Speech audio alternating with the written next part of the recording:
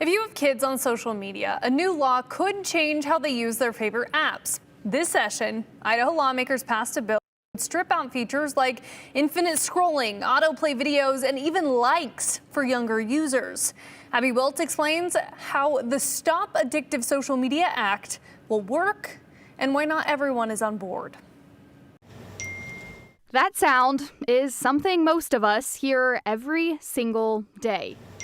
A like, a comment, a direct message. They're addicted. But for Idaho lawmakers, those notifications are part of a bigger concern, whether social media is hooking kids before they're old enough to understand the risks. These kids are exposed to more technology than any other generation in history. When we look at the life we had, we were more social. We ran out until dark doing all kinds of fun, crazy things. And kids today, if you go watch them downtown Boise, walk around, you'll just see them doom scrolling. House Bill 542 will require social media companies to verify a user's age. And if that user is under 16, the account will need parental approval to stay active in Idaho. They're going to flag the account, make sure that they have approval from the parent. And if they do, then the kid can go on the platform. If not, then they'll shut the account down. Representative Jaron Crane says it's not just by putting a birthday in the app when kids can lie about it.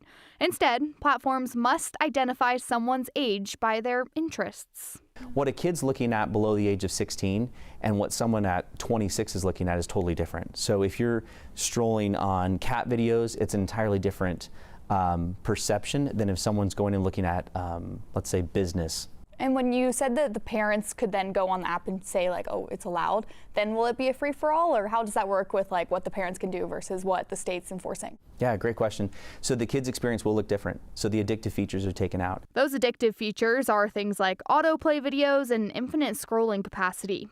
When you see a like, a comment, a share on a post that you do, there is a dopamine hit that happens, and it's the same dopamine you'd hit from any addictive drug. And if kids leave the state, well, then they can use social media freely again.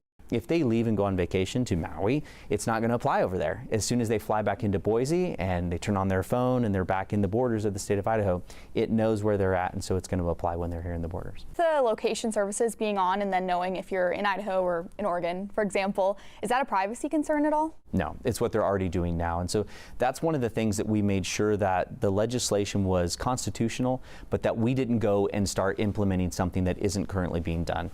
But not everyone agrees. But while we agree on the why, we have to be honest about the how. And House Bill 542 gets the how wrong in ways that actually make your constituents less safe and violates their civil rights. Aidan Downey with the Computer and Communications Industry Association says this law takes away kids' rights by not giving them full access to information. It treats all social media as harmful contraband, effectively stripping teenagers of the rights to access lawful information.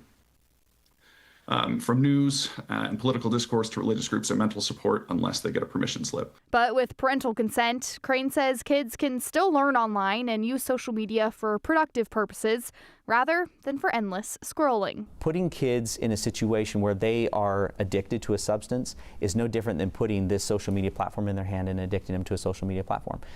They're growing up with an addiction.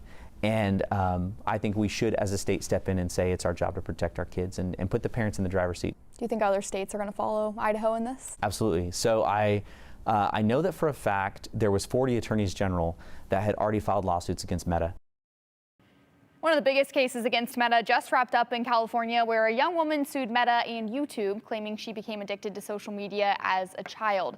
A jury did side with her. They found Meta liable and awarded the young girl millions in damages. So Crane says this is just the beginning of more regulation for social media, not just in Idaho, but in other states as well. Yeah, this is something that's not new that we've heard of across the other states. You're right. I also wonder, too, Abby, what if a child's location services are just turned off or they don't turn them on? Hunter, that's kind of a gray spot in the bill, and it really puts it on platforms. So it says, you know, platforms need to hold children responsible, and it doesn't say what to do if there's not the location services on. It just says make it happen. So that is one gray spot that we'll see how it goes when this goes into effect on July 1st. Yeah, one workaround. But yeah, again, we'll see what happens there. Abby, thank you.